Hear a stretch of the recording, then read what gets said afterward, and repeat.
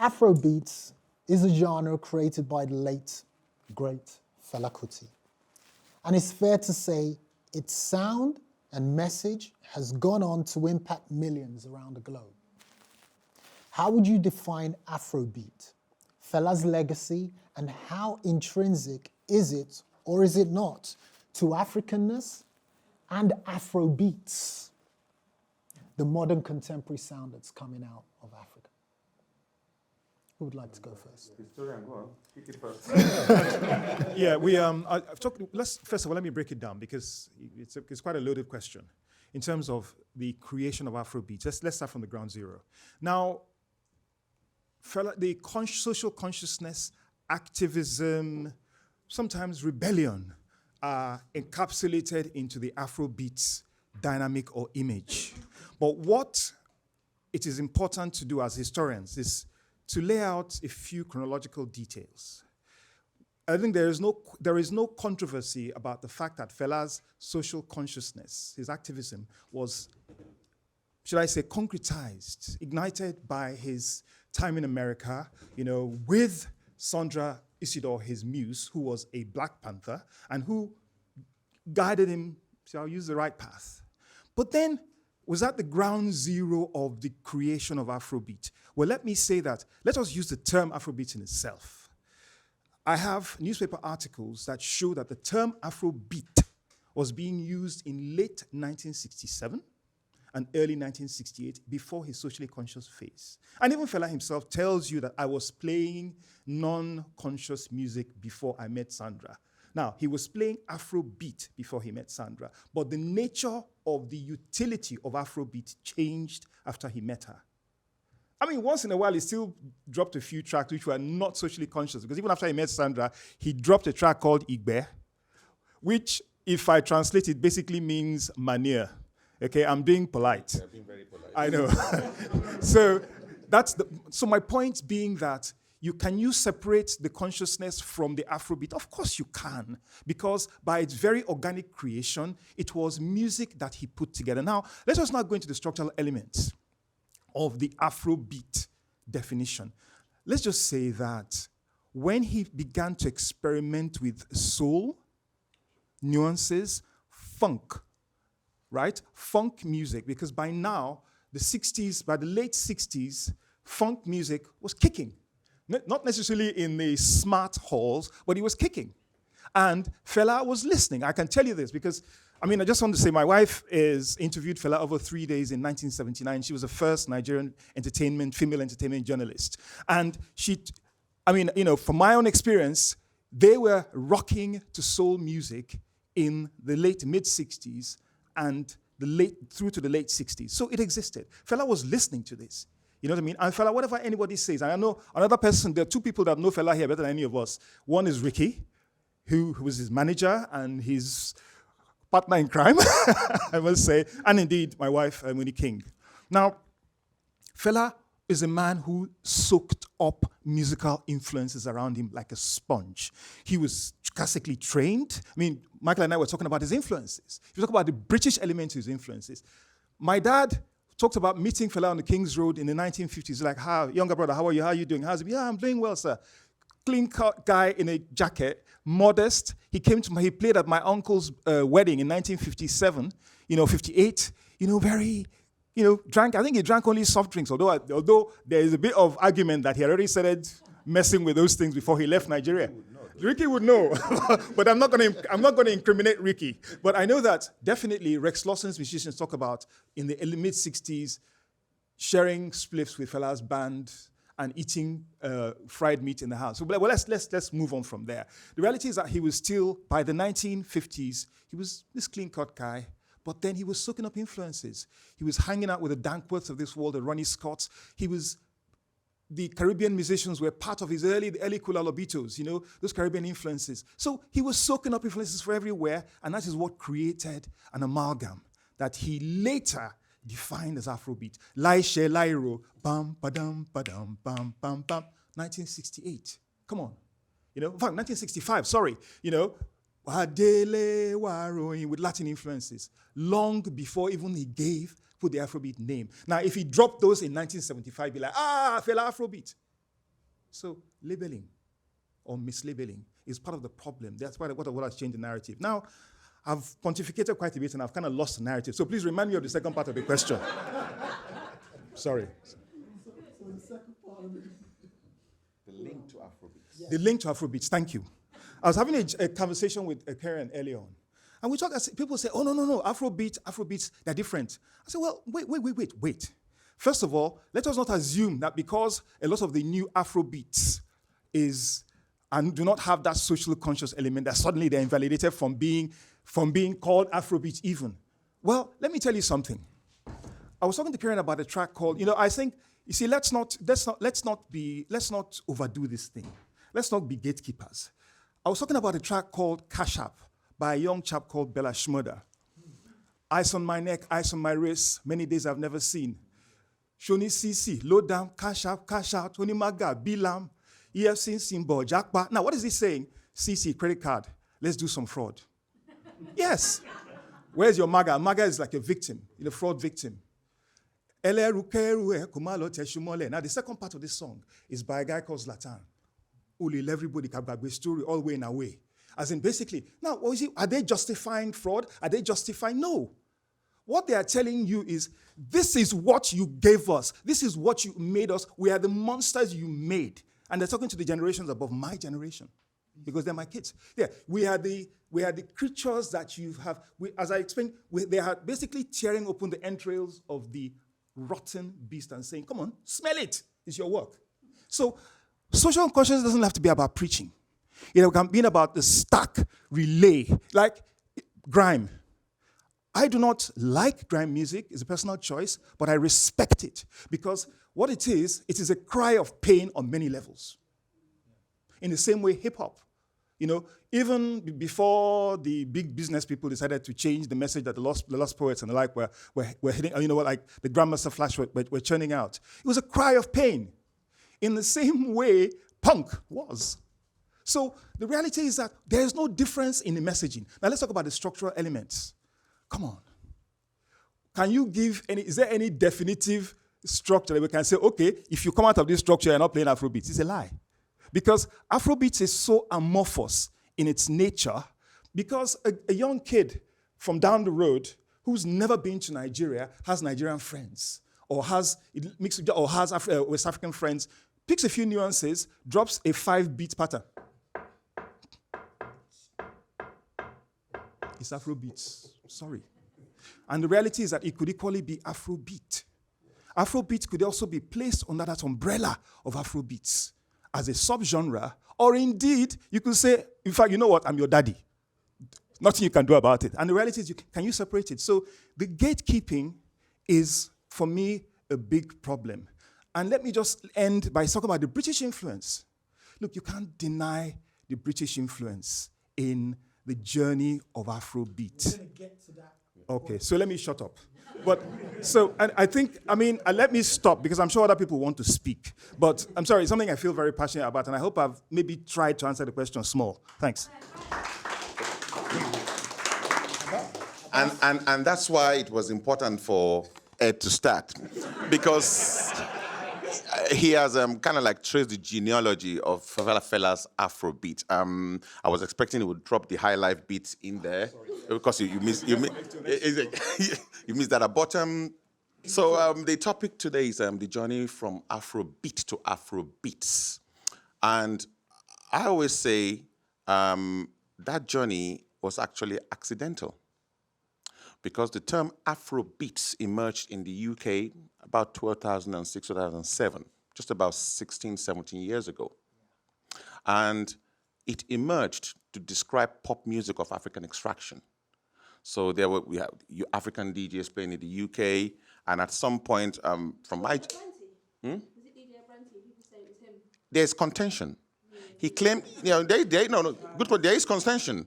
Because he did say he did once, and I think the community kind of rose and said, hey, and then he pulled back and said, no, he didn't really mean it that way, because he had an interview. And it's something I stay away from, because I don't want us to lose focus of really the real essence of what we're talking about, what this whole journey is about.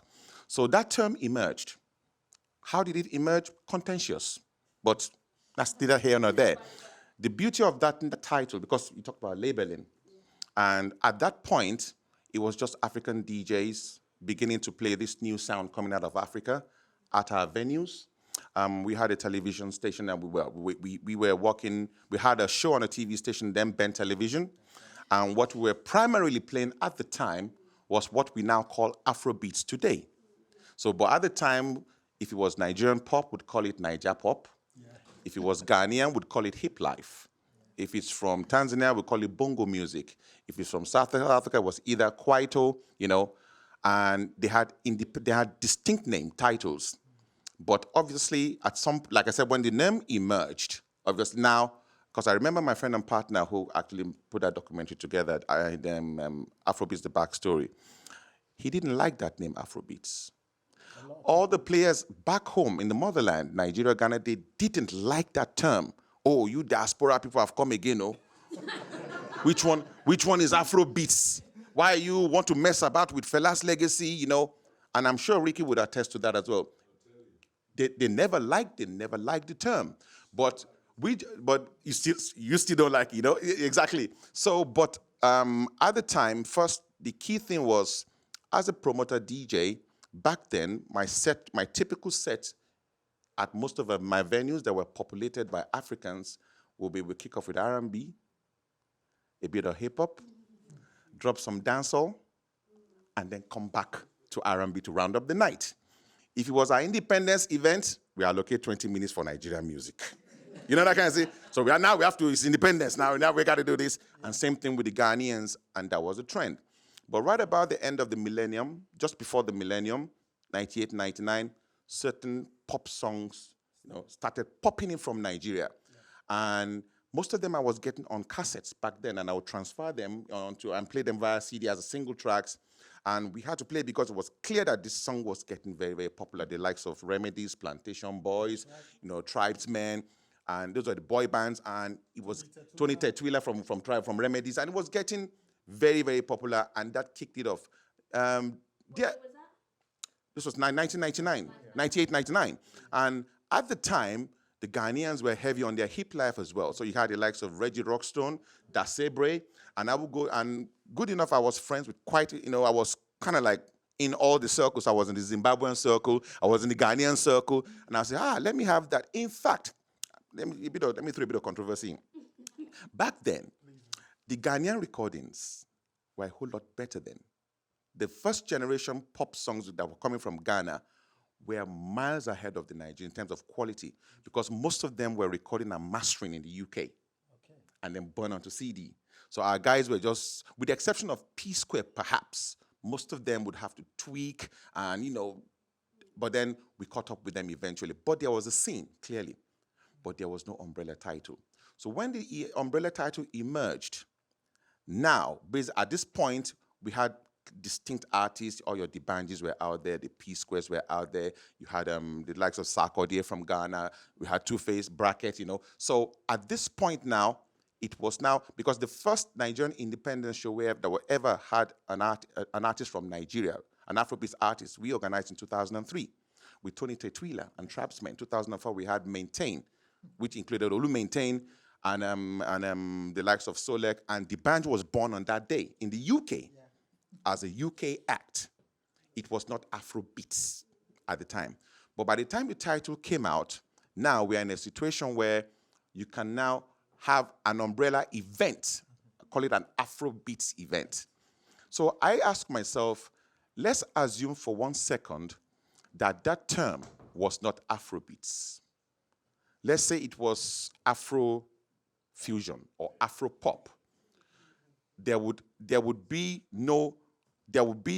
very difficult to create that link now between Afrobeat and Afrofusion. The similarity of the names was a factor in driving that. And I think the greatest winner out of that is Fela. It has extended his legacy, without a doubt. And now, because when Eddie was saying, you gave a broader definition to Afrobeats, and which is true, because when you break it down, all the layers, eventually, you realize it's not different. It's not different, really.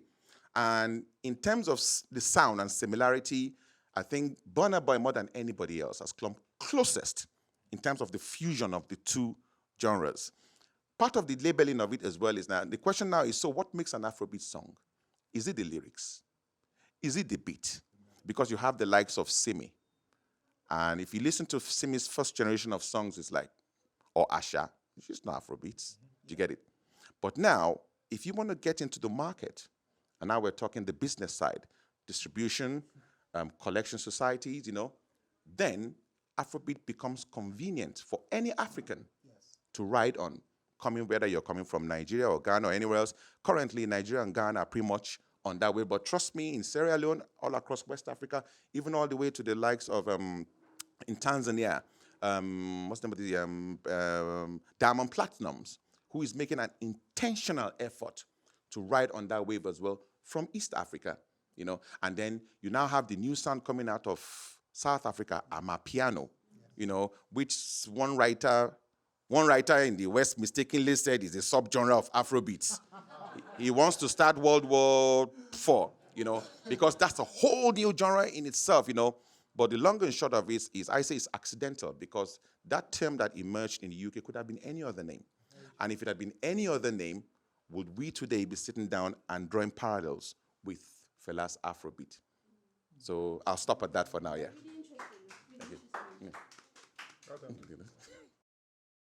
To be honest, they've broken down quite a lot. I like the fact that you went back as far back as '98 when you were talking about the music that was created in Nigeria at that point in time. That was my first introduction also to, this sound that we call Afrobeats today. Or then it wasn't even called Afrobeats. I think what for me, what was really what drew my attention and what made me quite curious was the fact that the quality of the music was crap. We all know it was crap.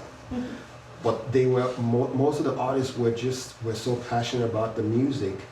They were ripping off instrumentals from popular songs, from MC Light and whatnot, to make hits, and then create their own local sound, right?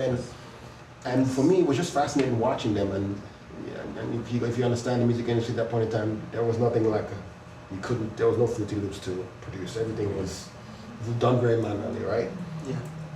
Let me just fast forward to when the name Afrobeats came around, because I was hosting a radio show at that point in time in Nigeria. It was called PGM Radio. I'm still working with the beat. I was working with the beat then, and at the time when that name came up, I was part of the conversations where we were asking, who decides, who gives anyone the right to label our music? Shouldn't that be coming from us? I think I was on the side I was on was more or less from I didn't want them to label us, one, but at the same time also, I was not happy that as a community we were not organized or together enough to be able to say, let's call ourselves this. And so that fraction, has created a lot of, has left people like, should I say, isolated for the most part. So when Afrobeats now became a thing, everyone was like, okay, because at that point in time, you had even the alternative sounds coming out. And just to go back to what you said, does every song coming out of Africa fall under Afrobeats? From a business point of view, yes. Yeah, but let's be very honest. There are so many African artists who are creating their own version of soul with Afro in it, their own version of folk, right? You look someone like a Johnny Drill, the kind of music he's making, you can't call that Afrobeats. But what do you call that? Do you understand? So I guess I'm going to wrap it up here by saying first of all, I'm excited to be here and talk about this, but at some point we are going to really go into the various sounds coming out of Africa and acknowledging what is going on from a creative point of view in Africa. And then how we tie all that back together, that's where I want to. So my last position in Nigeria, I was running the Orchard. For those of you that know the Orchard, or for those that don't, the Orchard is the third largest global digital music distributor. And I was running their Nigerian office for 3 years. And that, when it comes to the business side now of distributing our music, packaging it, and getting it to the global world very quickly, all of these points are at play, but in a completely different format. And so it's very important for Africans or the gatekeepers of this music going forward to really understand that when they now bring their product to a distributor for it to go into the global community, they have to understand that it's going to be boxed. It has to fall into a category in order for the Western machinery to be able to market it. It has to fall into that. And if we, as Africans, do not create the genres, give it the name, define, shape the narrative, the industry will shape it for us, whether we like it or not, in order for it to fit into their machinery for it to go out into the rest of the world. So there are several lessons that need to be learned from just this one conversation and the new genres that are coming out from Africa. Being able for us to be able to define it, quantify it, and present it to an industry so that it can fit into their system and go out. And the last thing I will say on this is there are still so many other African genres, Fuji, High Life, all of these. And there are times when I've sat in meetings and I've been like, I've got a Fuji track that's come through, and when we go into the back end of the system, we're seeing Nigerian music, but then we're only seeing Yoruba. So if I'm an Igbo artist, if I'm a Bini artist doing music, the only thing I have at the back end of these international systems, most of them, is just Yoruba. Now, if you come into Nigeria that has over 350 different dialects that we know of, right? And you are now taking a Bini artist's song and you are telling him that after you put it in the system under Nigerian music, then the category is now Afrobeats, but the language is Yoruba. You can't really imagine the kind of kerfuffle that causes locally within ground. And then when we sit with these international companies and try to lobby for these other genres to be included, for them it's a business thing, it's a numbers thing. Well, it can be done, but it's going to take for this genre to grow more and generate more finance for us to now pay someone to go into the back end of the system and create these genres. So I'm highlighting this because these are the battles that we are facing on the continent, and sometimes it might look like from an artist and their management team's point of views that the industry, the framework, and those of us that are Africans actually on the business side of things, we are not fighting the battle, but we are up against a different type of battle with the industry in terms of trying to educate them and gradually bring them along. And so it's very important that going forward as an industry, as a community, we need to all be on the same page and have a unified voice with the business framework and then present that to the industry. Hussein, you have your hands up there. I'm going to pick on Spotify for this because if you look at something like one of the websites that demonstrates its API, you see things like everynoise.com, and they have 5,300 styles. But when you go through the front end to upload it, you have very few styles. So the question is that it exists in the technology, but it's not available, right? So read into it whatever you want, but the thing is that they have the capacity for multitudes of styles. They just don't want to make it available going through the front door.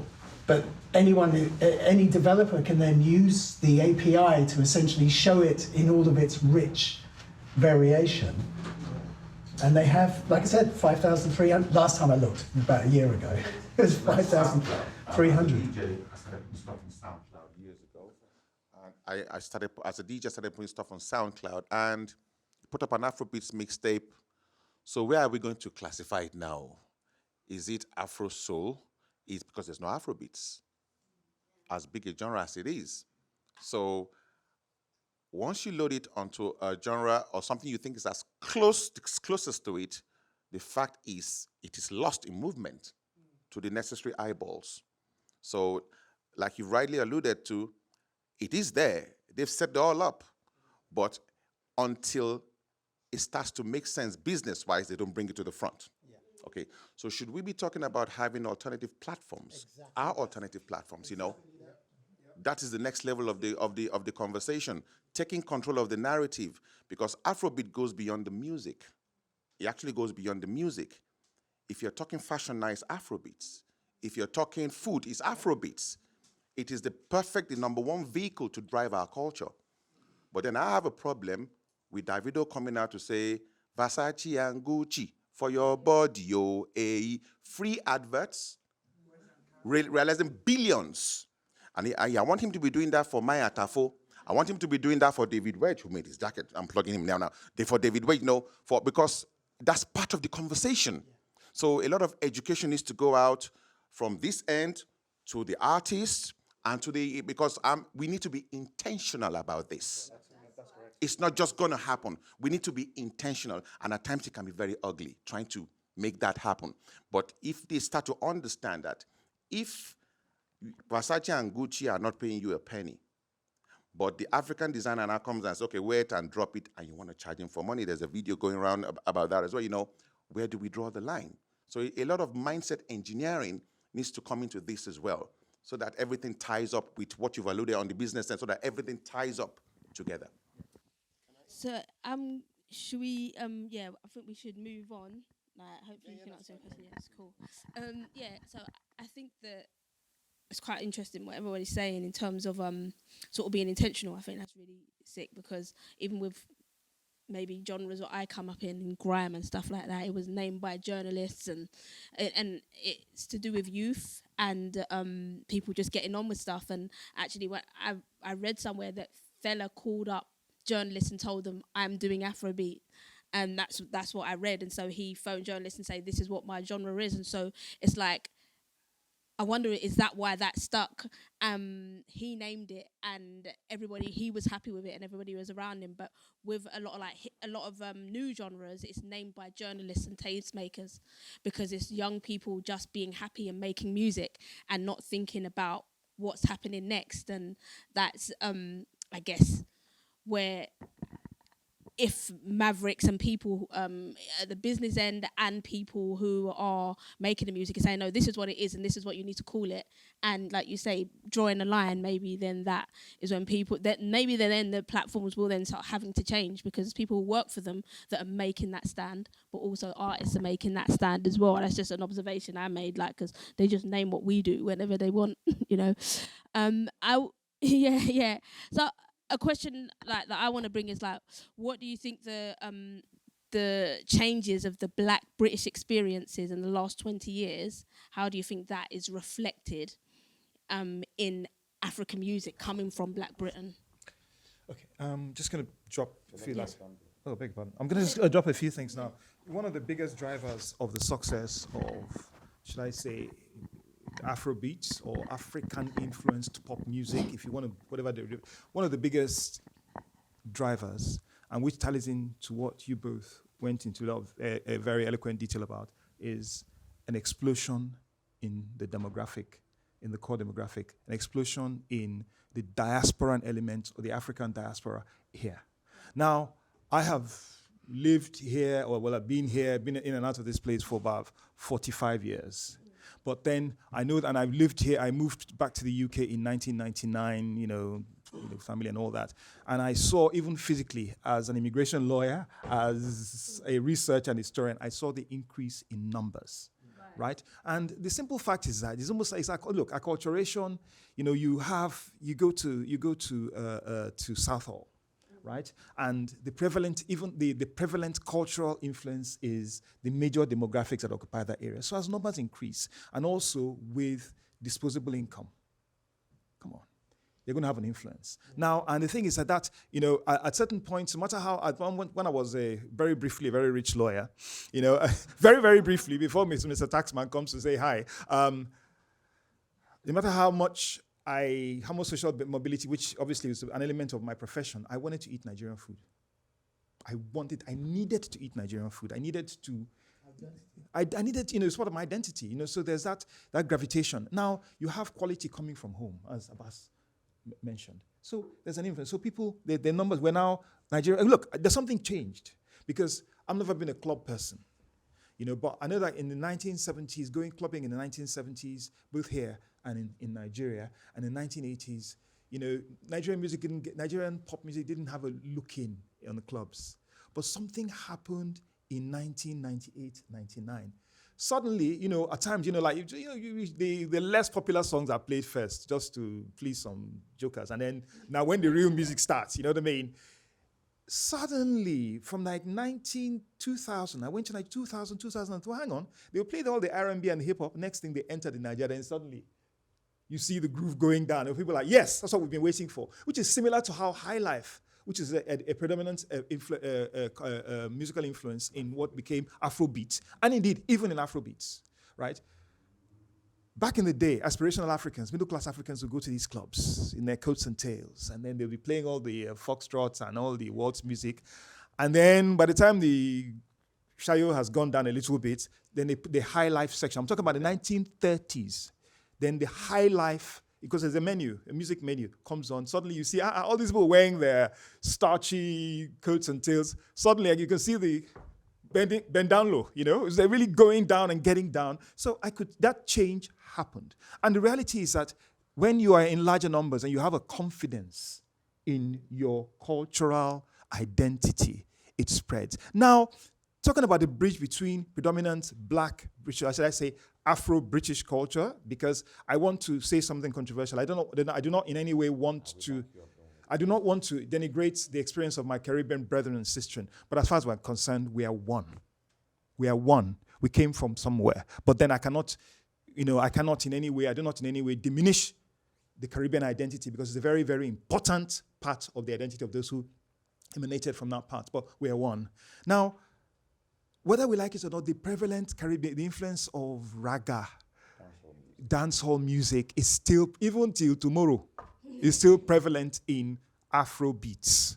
You know what I mean? It's still very prevalent. It's still part of the code. It's still part of the unlocking code. You know, the unlocking code of this music is at the heart of it. In the same way, like Calypso was at the heart. Calypso and Latin music was at the heart of the birth of High Life. Now, as it is, demographics change. And then, of course, people are seeing the numbers. Those people, your friends, you know, they're seeing the numbers. And look, these guys don't listen to this music. They probably don't. So maybe they knew they do, but it's not their focus. The focus is what sells.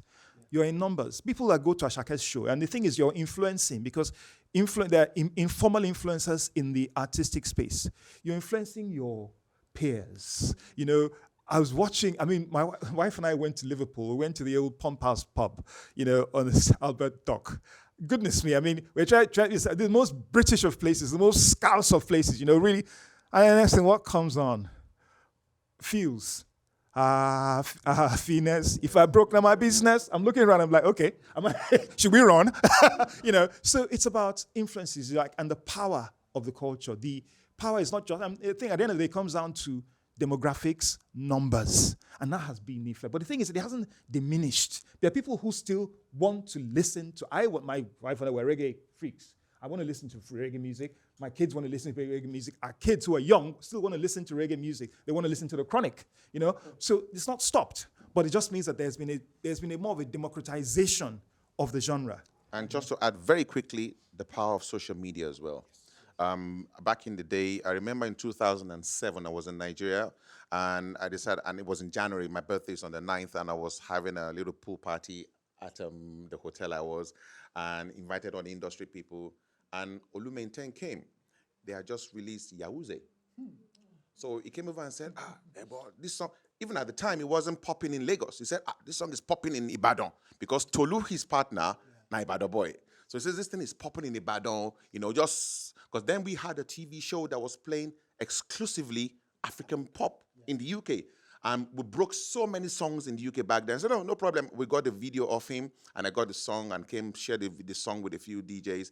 Now, what am I saying? Back then, the journey from Nigeria to the UK for a hit song was minimum 6 months.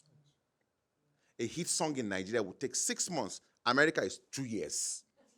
That was that far off, because America is also very, very fragmented. So even at now, you still have that challenge But the UK, I always say, London is the 37th state of Nigeria. No, it is. So today, a hit in Lagos today becomes a hit in the UK and in the US. Social media is the single most powerful tool. In fact, they took a bit of power away from DJs, because traditionally we would break the songs, So social media, and then the UK. I'm always thankful to the UK African diaspora. I'm always thankful, because they took it from our generation, then to our children, and it spread beyond. And today we have a monster. What we're gonna do, we're gonna take a break in a few minutes. Did you want to say something really quickly? Because I was cutting you off. 60 seconds, real quick.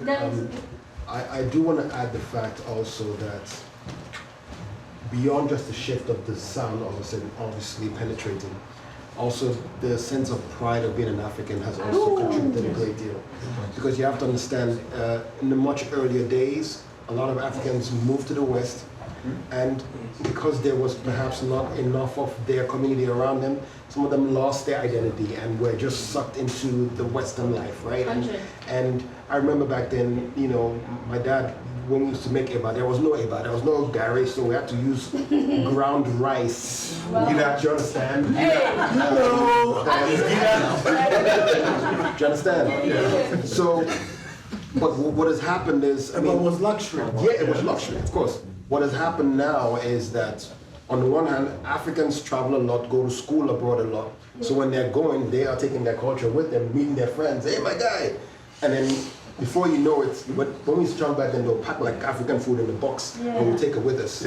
Right? And then our African friends will share those food with us. So what I'm saying is, social media definitely, but that sense of African pride, all of a sudden we just decided to realize that, like, when we don't embrace that, we don't have an identity as a people, and that's really what has helped as well.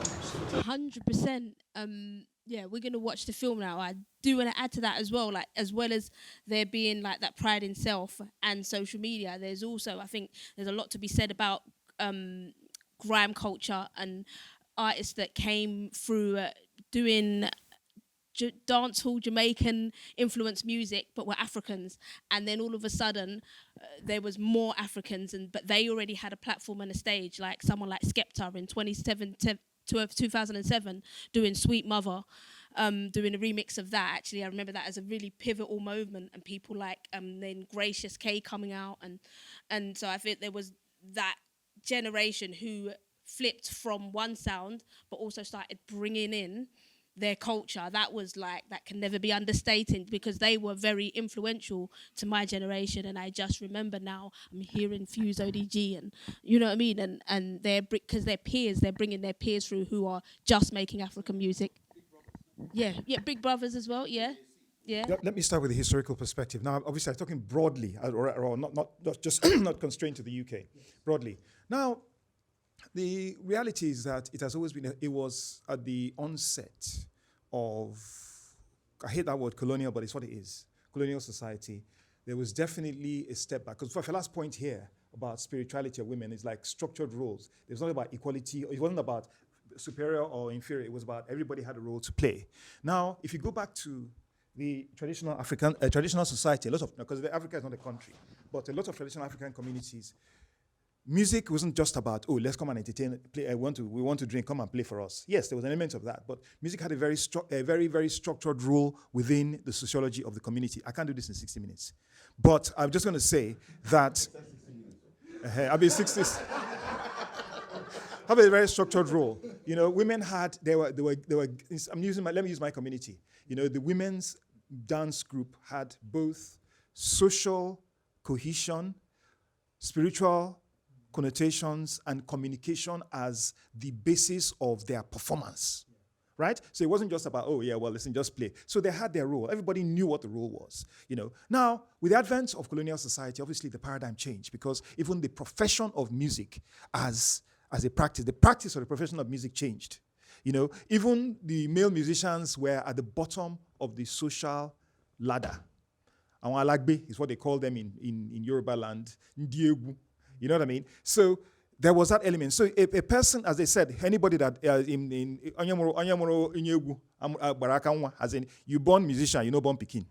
You understand? So I can imagine the women who obviously their role had now been subsumed by the advent. Look, the advent of the colonialism. Because look, let's not forget FRK, Fela Kuti's interview with his daily worker. With now the socialist worker, our paper, in 1946, she said, look, we had equality before the British came. So she underlined this fact. So clearly there was a change in society that she was depicting. So it was an uphill task for women. And look, my wife is here.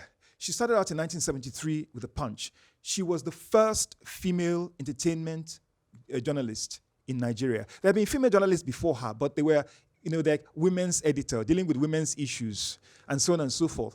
Now, her editor said, look, young girl, come out of school, brilliant.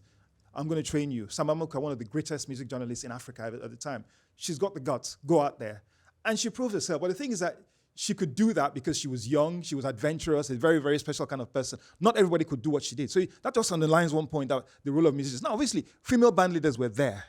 In high life music, Victoria Iremi leading the Roadhouse Orchestra. Badass chick. In 1966, she pretty much dressed like a man with her, her danshiki, and led the men. And she was like, and they asked her, don't you face discrimination from the men? She says, I have no problem. I can handle this. About the music, I can handle them. Tough. Decency, Oladuni decency. But there were few. Maud Mayer. So the reality is that their role was they faced an uphill task. But as time went on, with the emergence of female record company executives, female journalists who promoted their peers, it changed. And they are still facing battles still today. I'm going to allow people to talk about what happens afterwards. But ab initio, structure, colonialism, denudation of their role, post-colonialism, still an uphill battle, present day, Abbas.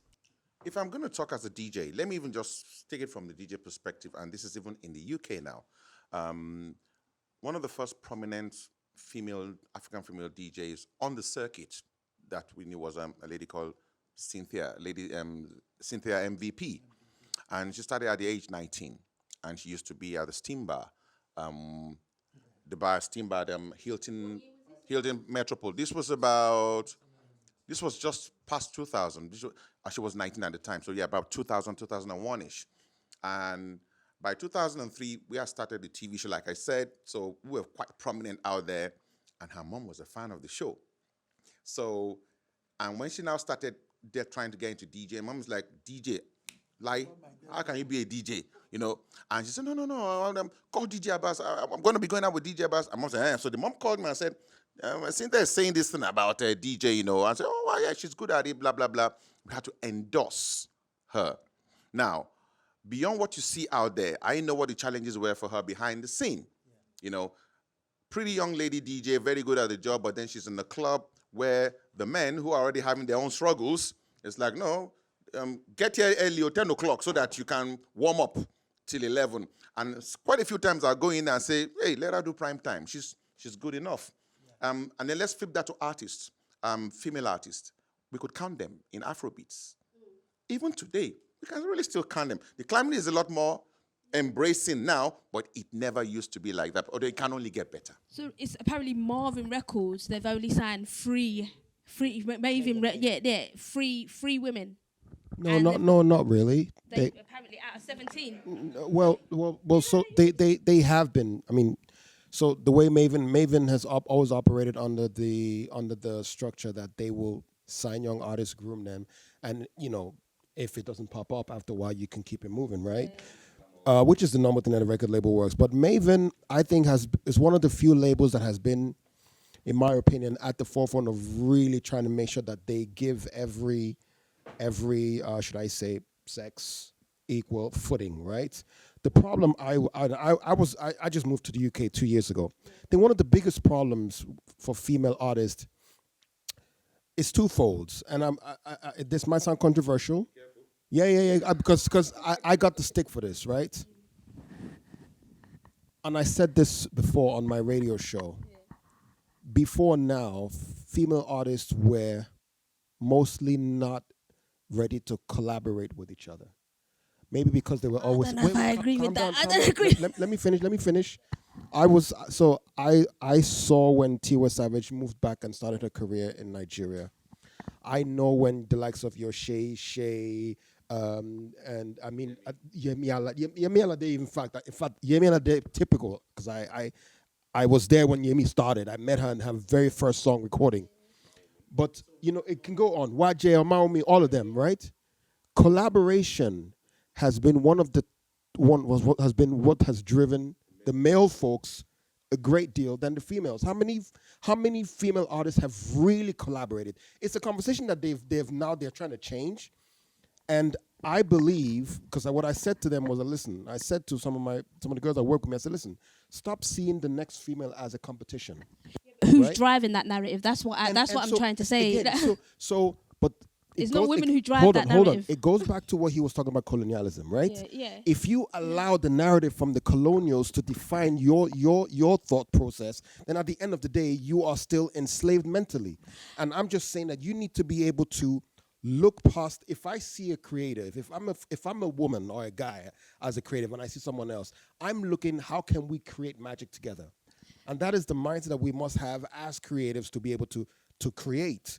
I see that happening now. But I'll say from a woman's perspective, as an MC, the structure, the music structure, whether it's Afrobeat, whether it's hip hop, whether it's whatever genre it is, there is a narrative that women don't collaborate, which I think is not true. I think that a lot of women are pit against each other because actually people say we've got one room for one woman DJ, we've got room for one artist, we've got room. So actually it is actually the music industry that is creating that tension. I hear you there, but let me give you one simple example. What's his name? Jimmy Jat, right? Yeah. So Jimmy, he's known as a legendary DJ in Nigeria. Yeah. When Jimmy is going to play, Jimmy would say, you know what, I'm going to play, but I'm bringing a protege. I'm bringing someone with me to start my show with me.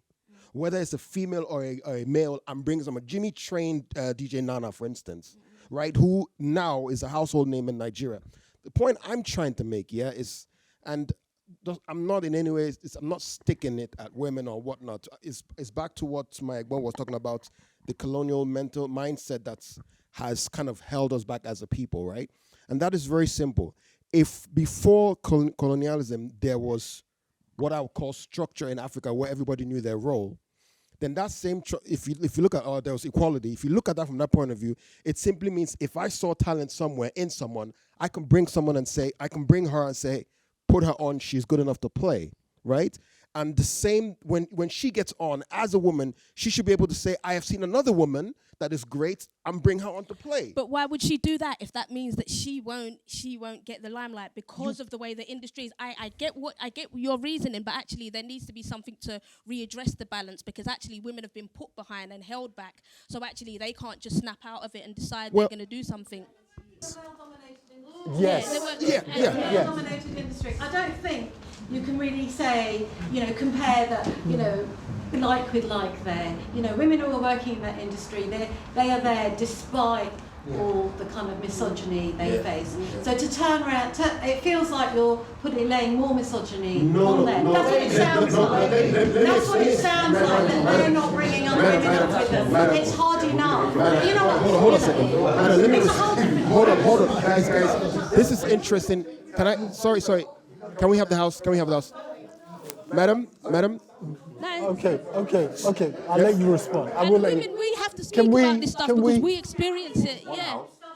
Can we allow the lady to finish with her point? And I kind of said what I had to say, really. I think it's very unfair that when women are working in such a misogynistic industry, but they're expected to look a certain way, behave a certain way, and then blame them for not collaborating with other women. I don't think it's true. Women are the most collaborative people you can find because that's how they get ahead.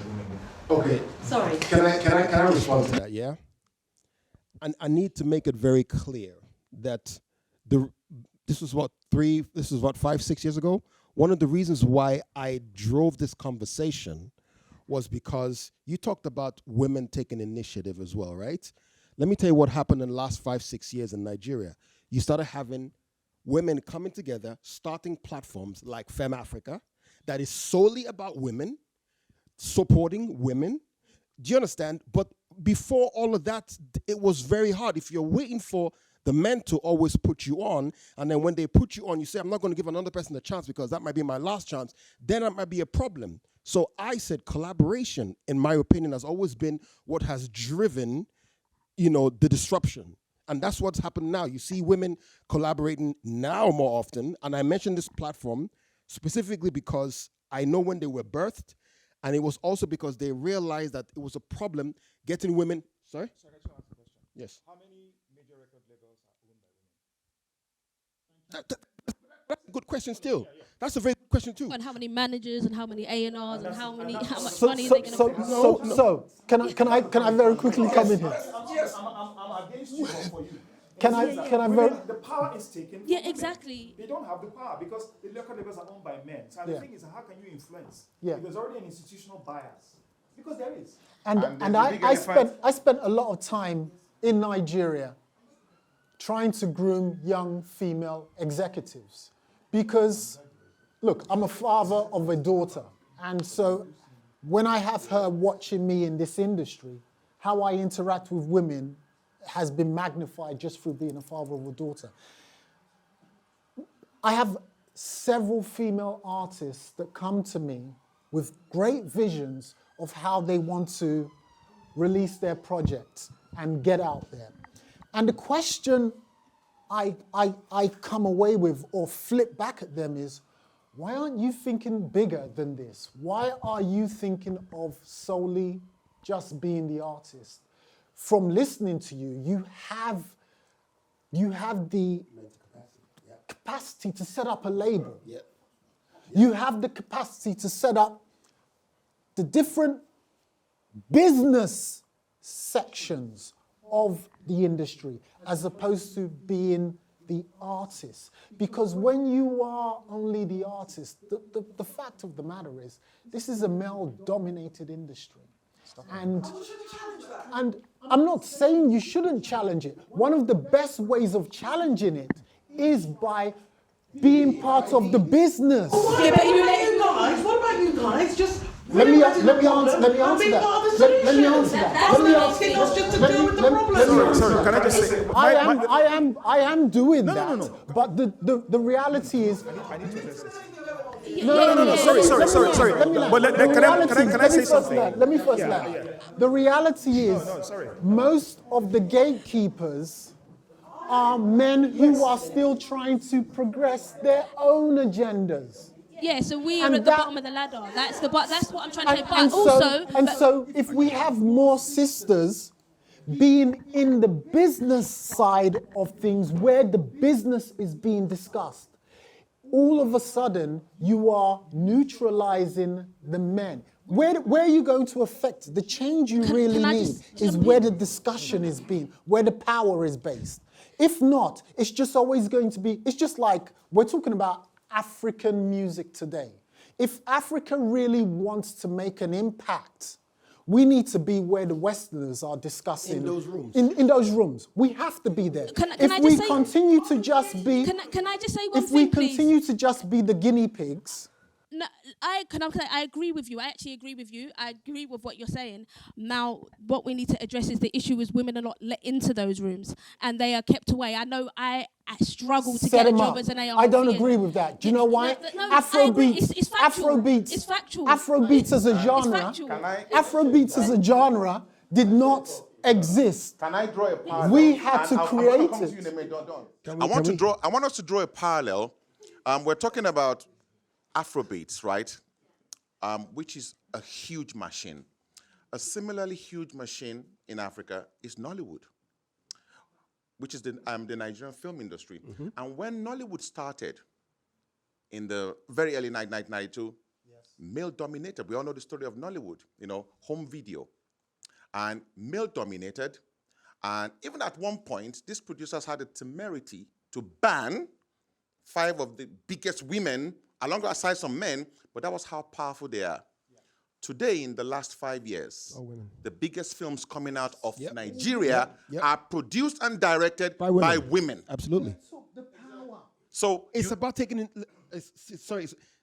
What I said earlier. Yeah. If they're not, if they don't want to help you get in, start it yourself. I'm saying the conversation needs to happen where women need to stop waiting to be told, "Oh, I'm going to give you my," like, for example, madam, can I finish? Can I please? I know. Calm down. Calm down. I hear you. Sorry, please. Can I please? No, it's a song now. Calm down now, baby. No, I'm just trying to make my point. Yeah, the point I'm trying to make is, yeah, I have 3 daughters. I'll put it right there. Yes, I have 3 daughters. Yeah, I have 3 daughters, and I tell my daughters all the time, don't wait for anybody to give you anything. Like, you need to go and get it yourself. I make them understand that, listen, you have to be able to rub shoulders with these men. You need to be able to speak up boldly about what you think is your right and what you deserve, right? Yes. So that's what I tell them. Now, what I was alluding to earlier was, before 5-6 years ago, there were hardly platforms where women would say, I'm taking the initiative to start something that will help women in Africa. Femme Africa is one of them. There's another platform called Her Network, right, that is owned by Kim Onwudiwe, a very good friend of mine. I remember she had worked with various big publication platforms, and she just was telling me about her struggles. And we sat down over dinner and we were talking about it. She said, look, Douglas, I'm frustrated. I said, but you know what? You are a great PR person. Start something. She started it. Her platform now is over 95K large on socials. She's just gotten recognized. All I'm saying is take the initiative. That's what I'm trying to make. Even with putting this panel together, there were women in the industry that I reached out to be here. Because representation is key. It's absolutely key. It's key. And the elephant and they in the all room. backed down from it. But you see, can I just say one thing? The big I'm here elephant in the fighting room. with 4 of you to make a point about experience And I that I go wanted through, and that's more- why women don't come. I wanted, That's what I'm saying. I wanted See, more women on there's this a big, panel. I don't want us to sugarcoat this thing. Right? It is hard for a woman to break into these industries. It is harder for an African woman. Don't let us sugarcoat these things, Exactly, right? thank We all you. know what happens in the Thank you. industry. Thank Only you. if we're fooling ourselves, either in music or even in films. I would rather be a man chasing that dream than a woman. That is the fact. We must not. Now, the question now is, change also has to be proactive. It also needs to be proactive. So if we are talking even as a people, we've had to deal with so much, but we didn't sit back. We kept pushing. And that has to be narrative. And in saying, as ugly as it's sounding, it's actually getting better. Women are getting that representation. We've seen it in Nollywood. We're seeing it in music. Not at the speed and pace that we want, but we must not deny the fact that there are certain institutions or elements set up that debar women from progressing easily. We shouldn't deny that. It's right there. We see it. And I've had to come in on a few occasions to kind of like be protective of certain women in the industry. I won't mention names. It exists. It is there. Don't let us deny that. And it holds back. The journey from Afrobeat to Afrobeats is also shaped by the modern social political history of Nigeria. And if you start to look at music right from the 60s, you could start to count pivotal points at which music was changing. You know, from the 60s to 77 with the first acting, to 80s with the structural adjustment program that destroyed a lot of Africa, to 1999, that period, that period with the deregulation of the media industry that led to television and all those things in Nigeria, also the coups that have taken place in Nigeria. So that journey from Afrobeats to Afrobeats, it also has to do with social identity. And therein lies the problem of taking that music and keeping it within this broadest form within Africa, to say Nigeria, Ghana, South Africa, Kenya are all under one single label, because the modern social political history of those songs, as they continue to shape and will continue to shape further, exists in itself, and therein lies the problem. The other thing down there which I wanted to reference, which Ambassador referenced very well, is the same problem women had in the music industry, you had in the film industry. And the truth about it now, Nollywood is dominated by women. By the biggest colleagues in the industry are women. And men did not let them in, and they did not wait for men to let them in. But the truth about it, and if we listen to each other, we'll benefit a lot from here. You must have a seat on the table. Yes. And that means you have to move. And that's what exactly what happened. And we can start to name the names. The moment women moved into the executive role, because the thing nowadays, a lot of them are also not even confident in it, because a lot of artists are not built on the business side. We are built on the art side. But you discover that it's not as difficult. It's really not as difficult the moment you get in there and you realize that it's about protecting your own interests. And that is how Nollywood today is shaped. And I think if women in the music industry do the same, you will see the same changes, because it's happening in the film industry. Yeah, thank you. What I just wanted to say is, for every movement that happens, there needs to be an agenda. There was a time South African music was more popular in Africa than even Nigeria. But what happened? Nigeria took over.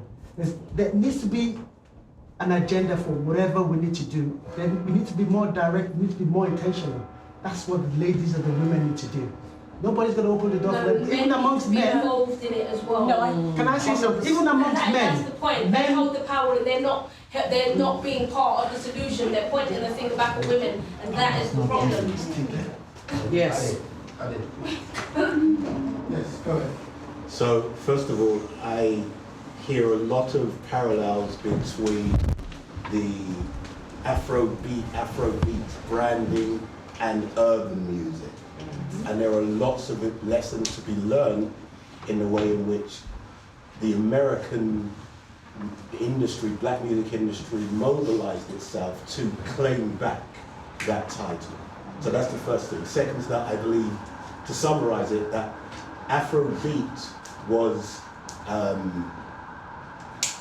the UK's introduction to the music, but Afrobeats is the soundtrack to the migration, the global migration of the Nigerian culture. I think it's really important for us to understand that as well. And film has a massive part to play in that. Then as far as the ladies, the women, the sisters in the house are concerned, as far as your role in the industry and the way in which you're challenged, it's really important to understand that the black males don't actually control the industry. So we're still fighting to make those moves and open those opportunities anyway. It would be great if you would align with us to do that, but we can't do it ourselves because we still don't own our own platforms or anything else like that. Women do that. Women are educating themselves, believe it or not. Women actually are managing their PAs. They're doing quite a lot. Actually, me, I have a master's in music business. I've been in the industry for almost 20 years, and actually I struggled to get the role I'm in now. Like literally, there were people who didn't even do 5%, black men who only didn't do 5% of what I've done, and ended up in roles in major labels. Actually, my mates who are my ages run all majors, and it's taken me a good 12 years more than them doing exactly the same as them. So, but I'm not saying there is a struggle. Yeah, there is a legacy of colonialism, and it affects everything that we do as black people. What I'm trying to say is black women fall behind black men, even though black men are struggling. We're like even more othered. And that's what we're trying. That's what we're trying to say. And so when what we're trying to say is when there are black men that are in the industry and in power, and even you don't even have to be in power. It's actually listen to women, and actually we black women have been aligning. We're behind so many black men in the industry. Anybody in the industry knows that, the managers, the people that are making things run, but actually to be at the forefront, to have a career, to actually have a job where they're being paid, that's where it's not happening. Nobody can say women are not aligned, black women are not aligned. So, but what do you think is the solution? The solution? Because you see, let's be solution oriented. I've done that. I've said actually listen to women and actually listen, be part of the solution. Listen to what they say. Listen to what they're saying they need. That's what I'm saying. You're actually listening to what I'm saying. I'm hearing you. I'm hearing you. You don't understand what let me explain myself here. Right? Yeah. We've moved to the